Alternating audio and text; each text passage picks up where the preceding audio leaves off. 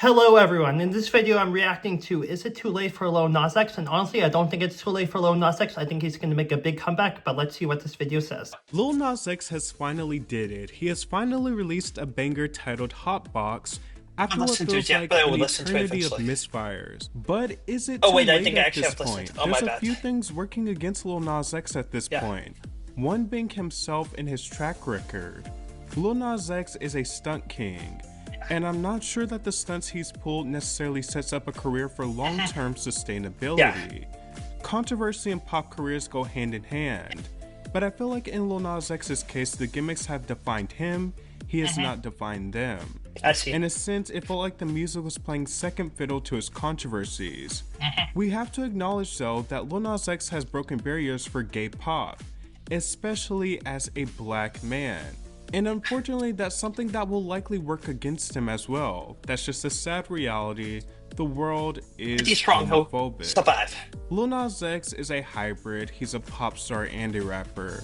And while there is a rise of queer music on the charts ranging from Chaperone to Tyler the Creator to Troye Sivan, they all operate from different angles and have different advantages. As American society grows a bit more socially conservative again, I'm not so sure that people will be so eager to accept and push a black, overtly feminine hip-hop pop star that makes extremely gay music. Like yes, historically there have been wildly successful gay pop stars, but their art was a bit more ambiguous. It didn't talk about bottoming, topping, explicit gayness in that way. So in some ways, it regulates his music to appeal to more of a niche audience at this point. By the way, I'm not saying an explicitly gay song being successful is impossible to achieve, but it is harder. He obviously had Call Me By Your Name, which was massive, but it was a perfect storm of events, especially coming off of the success of Old Town Road. And yes, artists like Tyler the Creator openly talk about their love of man and is hugely successful and acclaimed. But Tyler the Creator has a very strong cult of personality, a very strong artistic identity and concepts. He has built up his base for years and years. His presentation is also not nearly as gay-centric or feminine, which differs a lot from someone like Lil Nas X, who can be more gay and feminine in his presentation, is just getting started, and has more general appealing radio hits. In some ways, I think centering the gimmicks was a slight mishap for Lil Nas X. At the same time, I think that's the only way he knew how. And obviously, it wasn't a total mishap as he's garnered a lot of success. But his artistry has really fallen under the weight of his gimmicks. Lil Nas X is not a standalone talent. We don't look at him the same way we look at someone like Billie Eilish or Frank Ocean.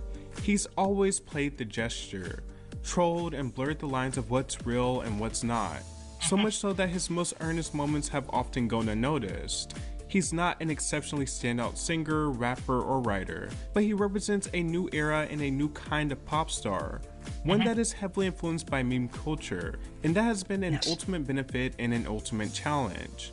And for him, will probably always be a career-long battle. Everyone knows he had the Montero album with songs like Call Me By Your Name and That's What I Want. My personal favorite from this era was Industry Baby. My favorite album track was Dead Right Now. I think it's a really nice display of Lil Nas X being earnest and introspective. Following this album, he has struggled quite a bit to release something that has grabbed as many ears and been as well received as anything from that record.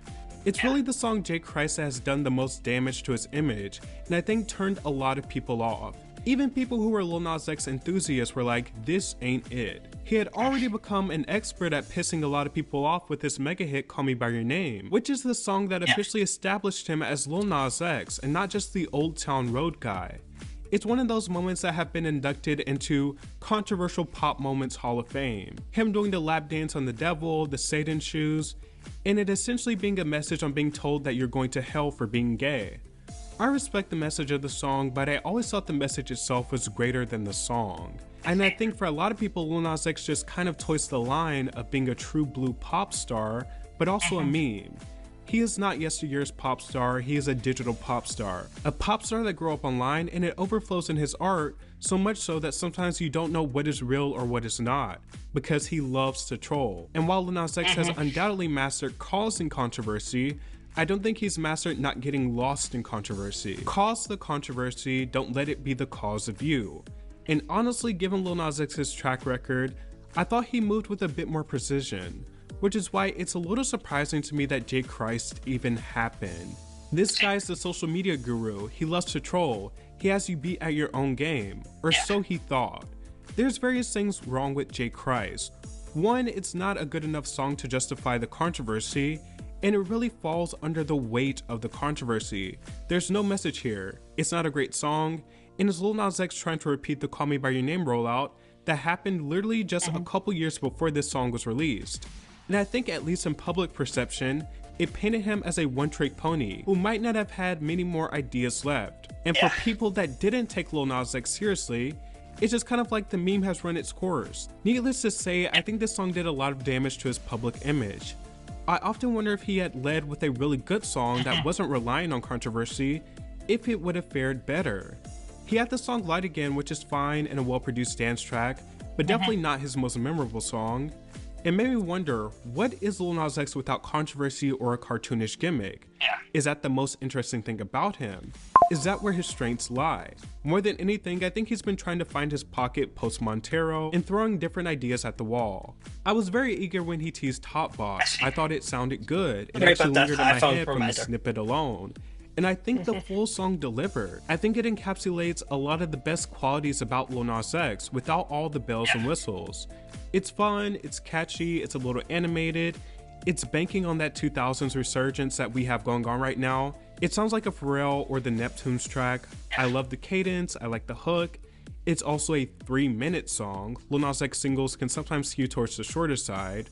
The bridge goes off. You can hear the Andre 3000 influence in some of Lil Nas X's ad-libs and mannerisms.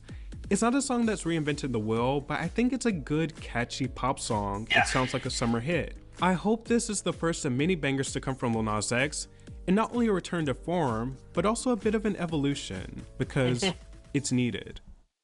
So yeah, I definitely think that Lil Nas X is going to make a comeback one day. He just has to take his time and be patient. So yeah, I hope everyone had a great time watching this video, and I hope everyone has a great day. Bye!